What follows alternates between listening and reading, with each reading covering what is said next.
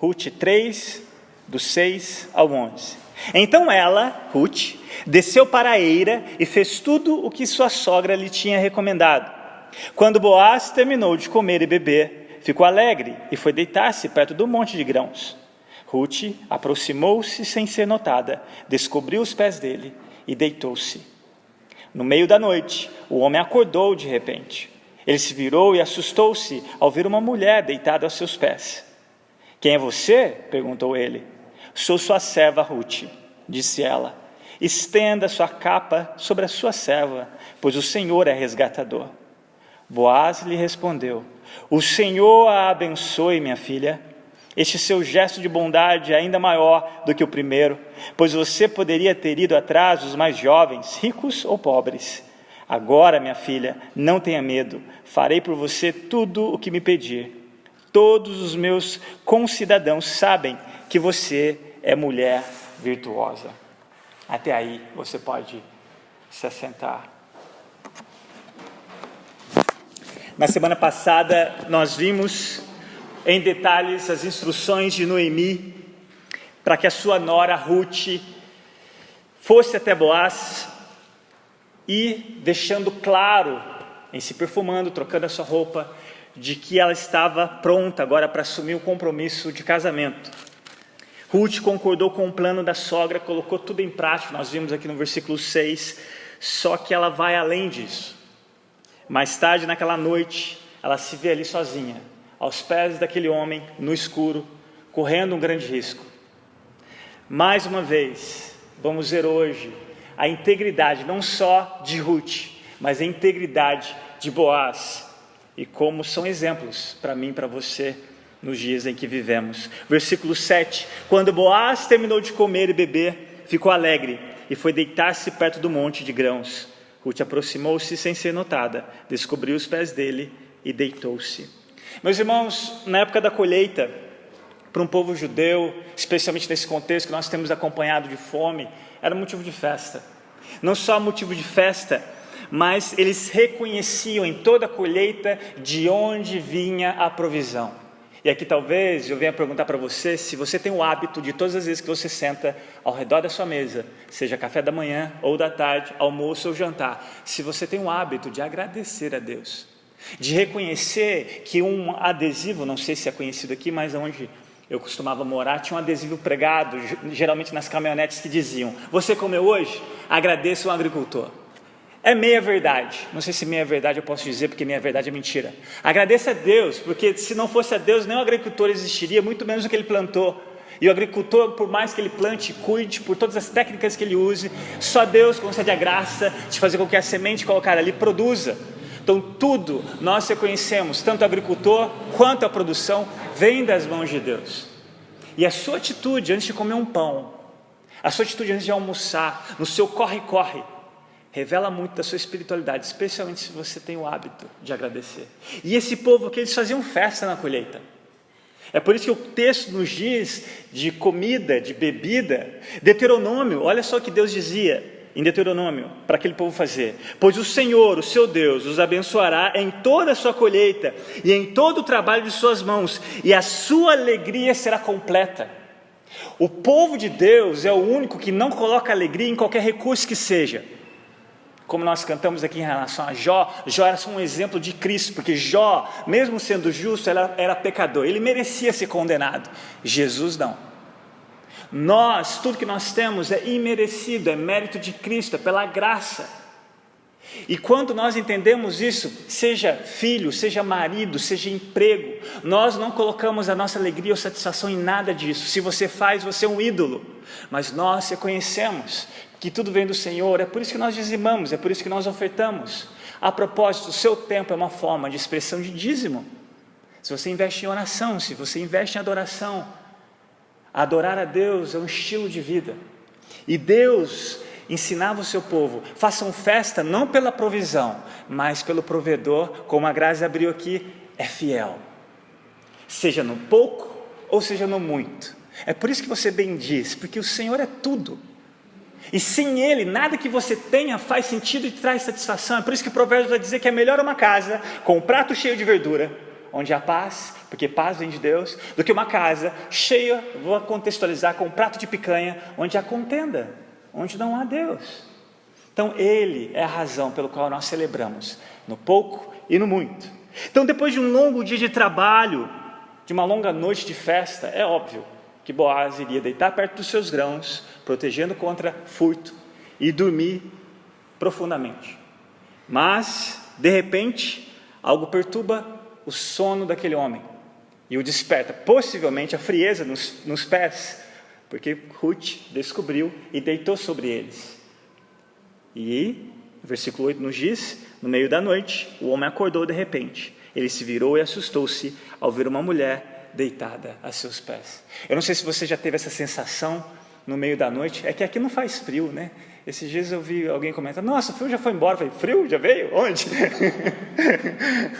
O frio já foi embora, né? Aqui não faz frio, mas não sei se, possivelmente em algum momento, eu acho, de toda a sua vida aqui em Anápolis, deve ter feito algum frio, e no meio da noite você acordou com frio porque alguém puxou seu cobertor ou caiu da cama, e aí você normalmente vai buscar o cobertor para se cobrir. Boaz, aqui procurando a sua capa, que para o contexto judeu era como se fosse um cobertor, vai puxar e de repente se encontra ali com aquela mulher. É interessante, não sei se você já percebeu isso na Bíblia, mas Adão, eu mencionei na semana passada, dormia e quando ele acorda tem Eva. Jacó, depois de dormir, acorda, encontra com outra mulher que ele não esperava ter encontrado. Aqui também nós vemos mais uma pessoa que acorda e de repente vê uma mulher. Interessante que é óbvio que ele vai perguntar quem é você, nós vimos aqui, mas olhe comigo a primeira parte do versículo 9, quando ele pergunta quem é você para Ruth. Olha a maneira com que essa mulher responde. Primeira parte do verso 9, depois da pergunta dele. Sou sua serva, disse ela. Sou sua serva Ruth, disse ela. Ruth não respondeu como nós temos visto, a moabita.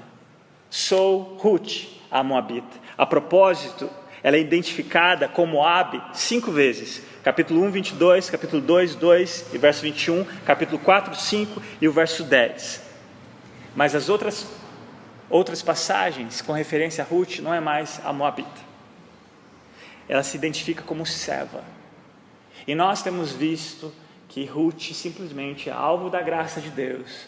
Uma mulher pelo qual pode dizer que as coisas velhas ficaram para trás, eis que tudo se fez novo, porque em Cristo Ele pode fazer isso, nos dá um recomeço, como Ele tem feito na vida de Noemi. E agora Ruth está diante de um homem, pelo qual ela tem ouvido falar, como Redentor, que vai dar a ela a oportunidade de um recomeço. E ela se coloca humildemente como serva.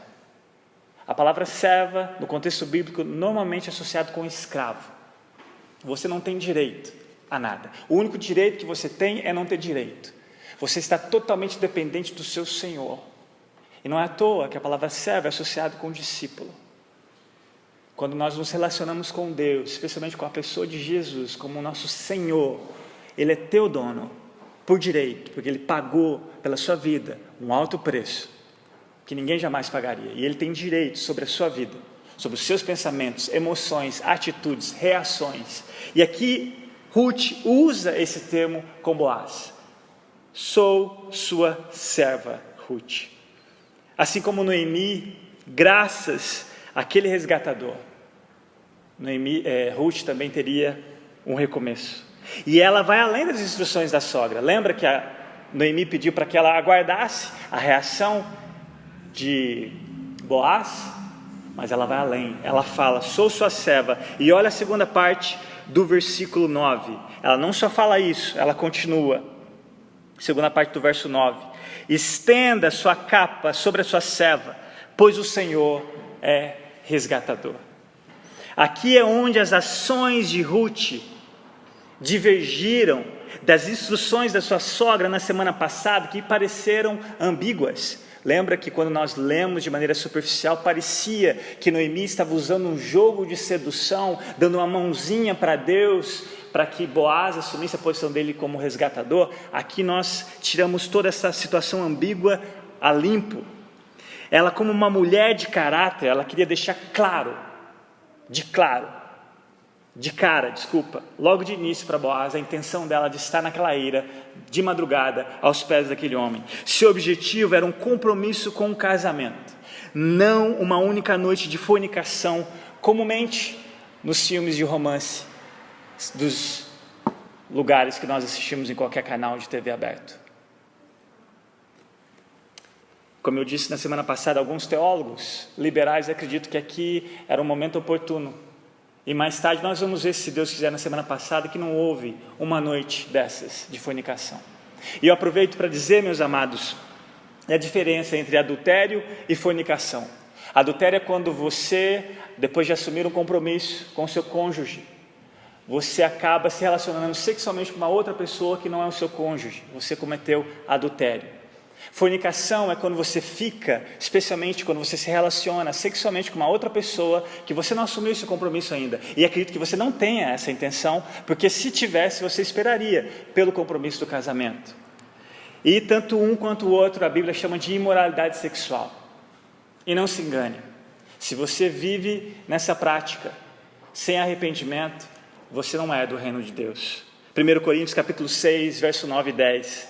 Não se deixe enganar. Nem imorais, nem idólatras, nem adúlteros, nem homossexuais passivos ou ativos, nem ladrões, nem avarentos, nem alcoólatras, nem caluniadores, nem trapaceiros herdarão o reino de Deus. Todas as vezes que tiver uma lista de pecados dos quais eu e você, se cometemos sem arrependimento, perceba-se, sempre no topo dessa lista vai estar a imoralidade sexual. E eu vou falar daqui a pouco sobre isso, no nosso contexto cristão. Ruth, meus irmãos, esbanja a integridade nessa área. É por isso que ela pede para ele estender a sua capa sobre ela. E no mundo antigo era como se fosse um pedido do anel de noivado, nos nossos dias, na nossa cultura. O propósito aqui dessas palavras de Ruth deixa claro desse compromisso que ela quer com Boaz. Ela não quer simplesmente uma noite. Ela quer que ele o assuma como esposa. E é interessante que essa forma com que ela disse, dentro da ordem das palavras, só aparece uma outra vez em toda a Bíblia. Essa maneira com que ela falou dessa capa estendida. Lá em Ezequiel, no capítulo 16, eu vou ler para vocês, é o único lugar, a não ser aqui no livro de Ruth, que aparece uma passagem dessa. Olha o que diz Deus falando com o seu povo, e aqui ele tomando a posição de marido e o seu povo esposa. Mais tarde, quando passei de novo por perto, olhei para você e vi que já tinha idade suficiente para amar. Então estendi a minha capa sobre você e cobri a sua nudez. Fiz um juramento e estabeleci uma aliança com você, palavra do soberano Senhor, e você se tornou minha. Olha a beleza poética dessa aliança de Deus com o seu povo. E é por isso que o casamento existe. O casamento é só uma sombra da realidade que será eterna, desse compromisso de Deus como marido e o seu povo como esposa. Mesmo nós como igreja infiéis, ele permanece fiel, e a sua graça em nós nos dá a capacidade de respondermos em fidelidade a esse noivo. E Ruth deixa isso claro para Boaz. Em outras palavras, era como se ela estivesse dizendo: eu gostaria de ser aquela a quem você prometesse sua fidelidade, com quem você fizesse um pacto de casamento. É isso que ela quer dizer com essas palavras: estenda sua capa sobre mim, me assuma como sua esposa. Mas é interessante que, além dela estar dizendo isso nesse contexto tão belo da palavra de Deus, tem um outro pormenor. Não sei se vocês são lembrados da palavra de Boaz em relação a Ruth, no verso 12 do capítulo 2, eu vou ler. Olha o que Boaz disse para aquela mulher naquele campo, naquele dia: o Senhor lhe retribua o que você tem feito, que você seja ricamente recompensada pelo Senhor, o Deus de Israel, sob cujas asas você veio buscar refúgio. Nós já vimos isso, aquele primeiro encontro de Ruth com Boaz, e ele já tinha ouvido tudo que ela tinha feito de maneira altruísta e sacrificial pela sua sogra, e ele declara essa bênção sobre ela, como se ele estivesse orando para que Deus pudesse recompensar aquela mulher que tinha feito tudo de maneira anonimata, mas que ela veio no lugar certo, buscar refúgio, debaixo das asas. Quando Ruth, olha que interessante, no hebraico, quando ela diz, estenda sua capa sobre a sua serva, a palavra capa em hebraico é a mesma que Boaz usou para asas. Ou seja, Boaz, estou aqui para você ser a resposta das suas próprias orações. Cumpra aquela bênção, seja esse abençoador. Essa é a sua oportunidade. Olha a sabedoria de Ruth em fazer isso. Versículo 10, a reação de Boaz, olha comigo, verso 10. Boaz lhe respondeu, o Senhor a abençoe, minha filha. Este seu gesto de bondade é ainda maior do que o primeiro, pois você poderia ter ido atrás dos mais jovens, ricos ou pobres. Sem dúvidas, Deus estava governando todas as coisas em favor daquelas viúvas, de maneira surpreendente. E as primeiras palavras da reação de Boaz quanto à atitude, as palavras de Ruth é minha filha. E aqui nós vemos a intenção dele, um homem íntegro, que com certeza não ia tirar vantagem. Ninguém estava vendo naquela hora, ninguém estava com eles, possivelmente, com Boaz e Ruth, mas ele não tira vantagem daquela pobre estrangeira, que vai buscar o resgate e auxílio daquele homem. Boaz, assim como Ruth, é um exemplo para mim e para você, de integridade, de caráter, especialmente nessa área tão delicada, onde muitos homens e mulheres no meio cristão têm caído. A questão não é cairmos, seja no adultério, ou seja numa vida imoral. A questão é o nome de quem nós levamos quando caímos. Romanos capítulo 2, verso 23, Deus diz, o meu nome é blasfemado por tua causa, por causa de vocês. Nós precisamos resgatar isso. Nós não representamos uma denominação evangélica presbiteriana. Nós representamos o Deus único e verdadeiro. Um Deus que é zeloso pela sua glória mais do que você e eu estamos dispostos em honrar. Eu me lembro quando eu era adolescente, ainda no começo da minha caminhada cristã, eu gostava muito de debater a fé, especialmente com pessoas que não criam da maneira com que eu cria, mesmo que reformado. Mas eu me lembro que, com a graça de Deus, Ele colocava pessoas no meu caminho que me ensinavam. E Deus me deu a graça de ser humilde, de ouvir o ensinamento daquelas pessoas. E eu aprendi que Deus não precisa de defesa. O Evangelho não precisa de defesa. Segundo Spurgeon, o Evangelho é como um leão. Você só abre a jaula, deixa o leão fazer o que ele precisa fazer. Assim eu acredito que você não precisa ficar xingando a igreja X ou Y pelos programas que eles fazem na TV, seja ou não extorquindo a fé das pessoas. Não perca seu tempo fazendo isso. Fique tranquilo, que Deus tem um zelo muito maior pela glória e honra do nome dele do que você e eu. Faça simplesmente a sua parte, especialmente quando ninguém te vê. Segundo um pastor do século XVIII, ele disse que a verdadeira religião, quem é você quando ninguém está te vendo? Essa é a verdadeira religião. Então, meus amados, em vez de nós criticarmos a igreja YX, seja pelo motivo que vá contra as escrituras, não perca seu tempo. Deixa que Deus faça isso. Ele faz muito melhor. Que a sua vida seja uma expressão. Que a sua vida seja realmente alguém que as pessoas possam olhar e falar, uau, eu quero temer a Deus como esse homem. Eu quero temer a Deus como essa mulher, na integridade, especialmente nos negócios. Eu gosto muito de ter ver centavos na padaria. Talvez para você não é muita coisa, mas para mim é. Porque quando eu volto lá e lembro o dono que já tinha esquecido de 10 centavos, você não sabe o testemunho que isso significa. Por isso que eu gosto. Não proposital, não é que eu vou deixando alguns centavos. Não, acontece. Mas eu faço questão de não esquecer de ter a oportunidade de ir lá e levar os 10 centavos. Porque com certeza a pessoa não vai te olhar da mesma forma e ela vai começar a observar a sua vida. É nas pequenas coisas. É nas pequenas coisas que nós fazemos a diferença. E Boaz e Ruth é um exemplo disso para nós. Eu queria deixar aqui uma leitura do que significa integridade em dois aspectos. Nesse contexto que nós temos aprendido de Boaz e de Ruth. segundo o pastor renomado do passado. Ele diz o seguinte, abre aspas: o primeiro aspecto, ser íntegro, é manter-se fiel a seus princípios, mesmo quando as pessoas não estão observando você. O maior desafio da integridade é quando nenhum olho está sobre você. Boaz permanece íntegro depois de ter bebido vinho, estado em alta noite, no recesso da sua eira, tendo uma mulher bonita deitada aos seus pés. O conceito de integridade não é agir hipocritamente na presença dos conhecidos. Você é a pessoa que se revela quando está longe dos holofotes.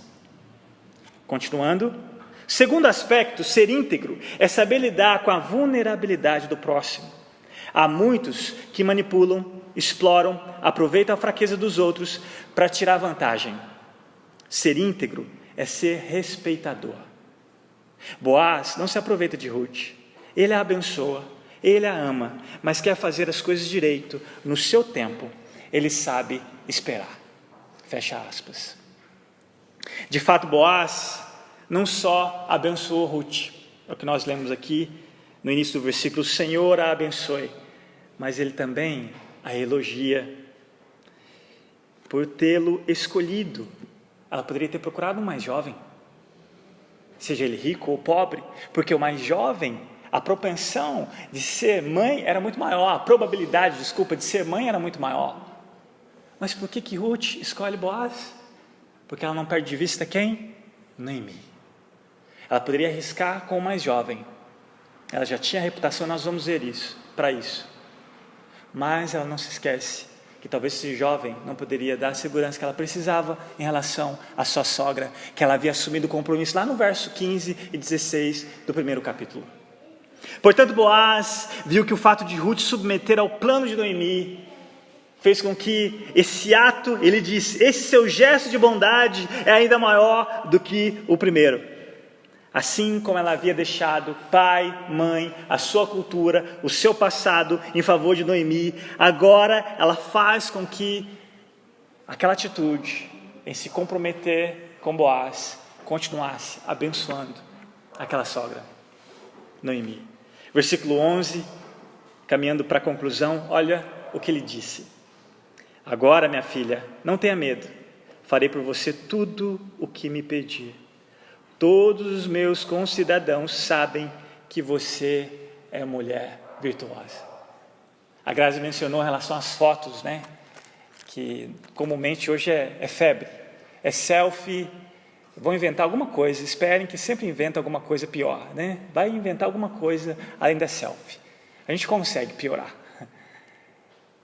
É impressionante como as pessoas estão preocupadas com o que o outro pensa, mesmo que seja ela criar uma vida virtual, mesmo que ela se enganar, mas o importante é que o outro pense que eu estou tendo uma vida maravilhosa através das fotos que eu estou publicando.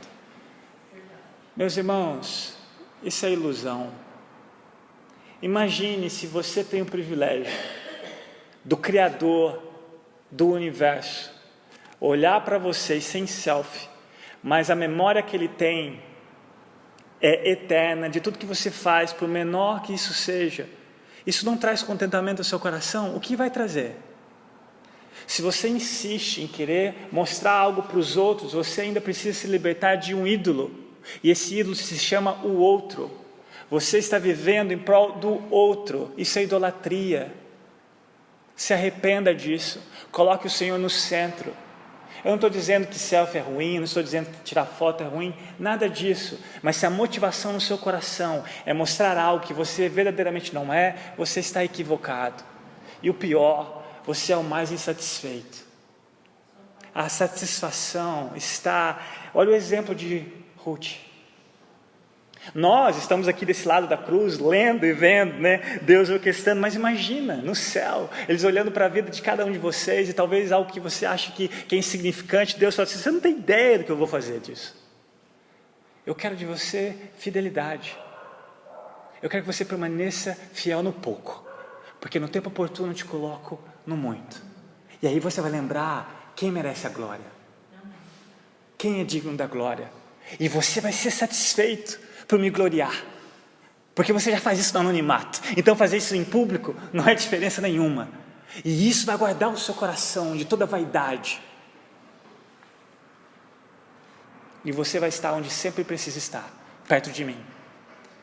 E não se surpreenda se Deus muitas vezes tirou algo que você mais considera, porque nada na sua vida pode ser mais importante do que Ele.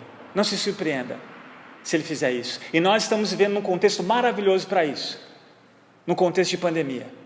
O próprio diabo disse, quando ele foi tentar Jó, o homem daria tudo em relação à sua vida, em relação à sua saúde. E nós estamos vendo isso de maneira palpável.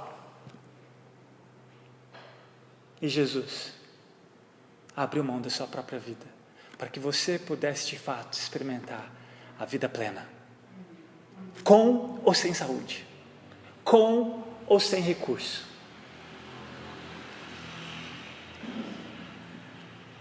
A segunda parte do versículo 11, todos os meus concidadãos sabem que você é mulher virtuosa. Uau! Literalmente nas palavras de Boaz, é como se aquele vilarejo todo reconhecesse que Ruth não era simplesmente mais aquela moabita, que quando nós vimos no final do capítulo 1, ninguém olhou para ela, todo mundo olhou para Noemi e perguntou, é Noemi? Ninguém quis saber quem é essa outra, quem é essa mulher? Agora todos sabiam que Ruth não só era mais uma moabita no meio da multidão, mas era uma mulher virtuosa. Uau, que graça maravilhosa é essa!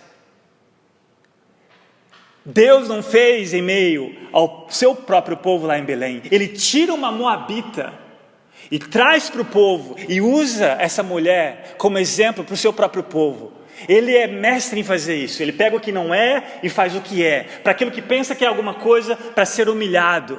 Deus faz isso para confundir a nossa sabedoria, porque a sabedoria de Deus para nós é loucura, e a loucura de Deus é sabedoria.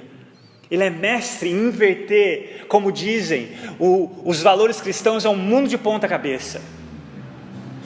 Que Deus faça isso no nosso meio, que você talvez influencie as próximas gerações, para que o nosso país não seja conhecido simplesmente como o país do carnaval, do futebol, mas que exista aqui ainda brasileiros íntegros, que amam a Jesus, e que podem fazer a diferença lá na política, em qualquer outro lugar que seja.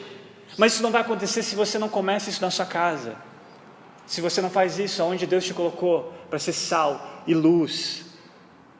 E aqui nós vemos que a beleza de uma mulher não está na maquiagem que ela usa, ou no tipo de trança que ela faz, ou na roupa que ela veste. Não, Boaz reconheceu a virtude, o caráter de Ruth. E é interessante que o verso 30 e verso 31 de Provérbios, no capítulo 31, diz o seguinte: a beleza é enganosa e a formosura é passageira, mas a mulher que teme ao Senhor será elogiada. Segundo versículo, que ela receba a recompensa merecida e as suas obras sejam elogiadas à porta da cidade. Ruth, sem dúvidas, é essa mulher virtuosa. A sua vida íntegra agora fez com que a cidade inteira a louvasse, porque ela temia o Senhor. Como Ruth consegue uma reputação dessas? Quando apenas algumas semanas antes, como eu disse, ela havia sido ignorada no portão da mesma cidade, que agora estava recebendo um louvor, porque a beleza de Ruth ia além do seu exterior. A beleza de um homem vai além do seu exterior. Ruth demonstra em palavras e atitude um espírito humilde. Não é à toa que ela disse, é a sua serva Ruth. Ela se tornou serva de Noemi e agora estava disposta a se tornar a serva de Boaz. E isso, meus amados, aos olhos de Deus tem grande valor. Ele ama exaltar os humildes e Ele também ama humilhar os orgulhosos. Ele resiste com todas as forças, Ele evita. Tiago diz que Deus evita os orgulhosos, mas concede graça aos humildes, aos quebrantados.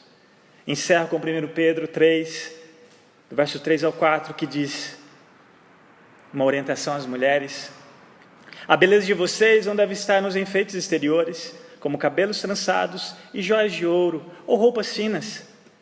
Totalmente contrário à nossa cultura e às capas de nossas revistas, né? Mas ele disse, pelo contrário, esteja no ser interior, que não parece beleza demonstrada no espírito, dócil e tranquilo, e que é de grande valor para Deus. Mais uma vez, não é errado você pentear o cabelo, não é errado você passar uma maquiagem, não é errado você se perfumar. Mas eu te pergunto, qual é a motivação para você fazer isso? O verdadeiro perfume que nós exalamos como filhos e filhas de Deus é o perfume de Cristo. Um caráter dócil, humilde, disposto a aprender. Isso tem grande valor ao Senhor. E eu queria concluir, encerrando, com a leitura de novo de Ezequiel, no capítulo 16, no versículo 8, como uma ponte para esse segundo momento, onde nós vamos celebrar a Santa Ceia do Senhor. Eu vou ler novamente, eu gostaria que você refletisse nessas palavras.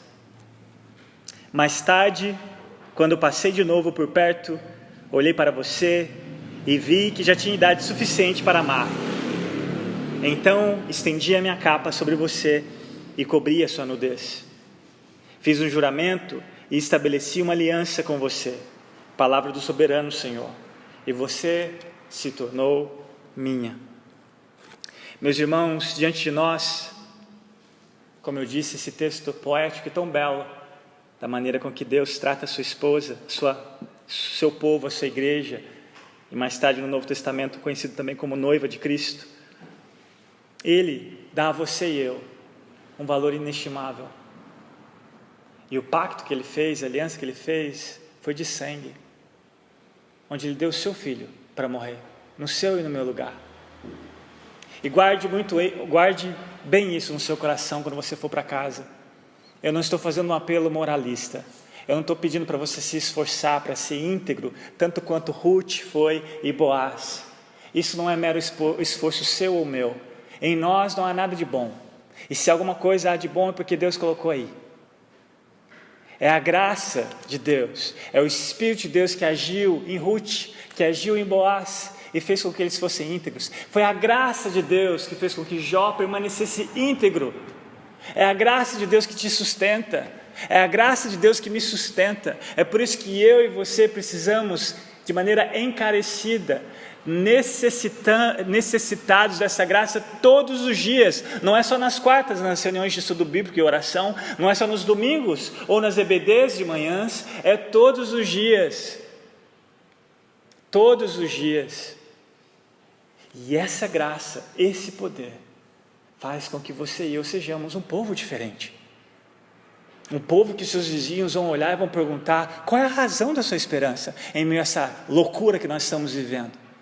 E aí você vai ter a oportunidade de testemunhar desse evangelho. Hoje, quando você se aproximar dessa mesa, venha com vergonha das suas falhas, que você não é o que você deveria ser.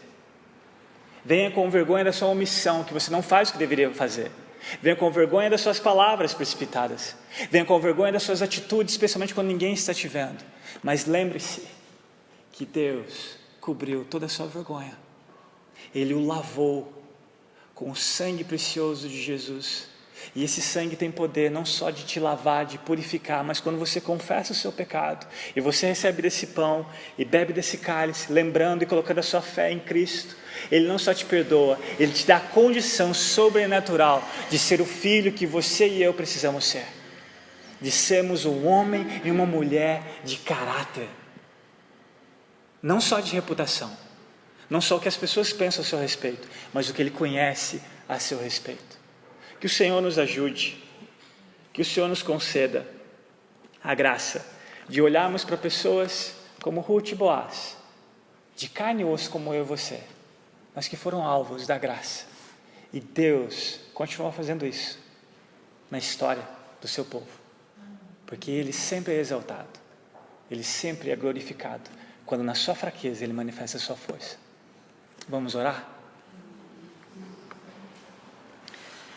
Pai, nós queremos te agradecer, te bendizer pela tua palavra, porque ela de fato é verdadeiro alimento.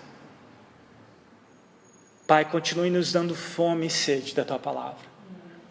Continue nos dando fome e sede acerca de ti mesmo.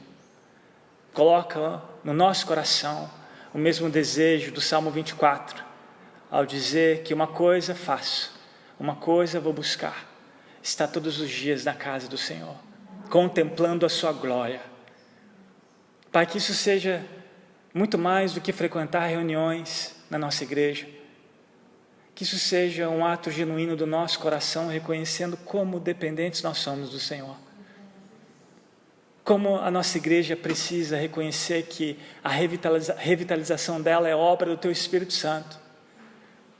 E acontece de maneira individual e comunitária. Pai, eu oro por cada rua, que cada família aqui representa. Eu oro que o Senhor nos dê a oportunidade de sermos realmente um povo íntegro. Especialmente dentro das quatro paredes da nossa casa. Especialmente quando nós estamos sozinhos diante da tela de um computador. Especialmente quando nós estamos só com nossas pessoas, com nossos cônjuges e talvez falando mal de alguém. Senhor, que Teu Espírito Santo venha ter a autonomia em nós, a ponto de quebrantar o nosso coração e a gente se arrepender ali mesmo e pedir perdão ao Senhor. Porque nós queremos ser íntegros. Queremos ser realmente mais do que aparentamos ser. Mais do que as nossas fotos do Facebook, mais do que os nossos selfies. Queremos realmente ser um povo de caráter, não só de reputação. Faça isso em nós. E nós sabemos que isso é possível. Nós sabemos que o Senhor responde essa oração. Porque há no teu coração esse desejo. Porque Jesus, o único íntegro, nos dá a condição de sermos como Ele foi. Pai, nós te bendizemos.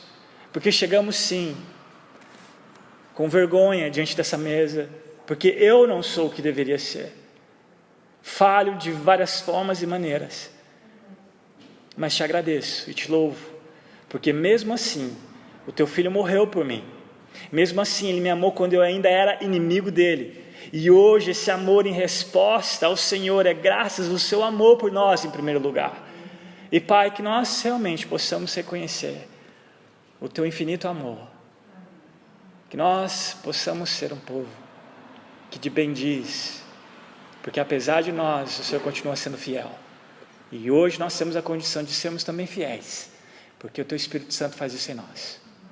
É no nome precioso de Jesus, Pai, que nós oramos e te bendizemos e te damos toda a glória, todo o louvor.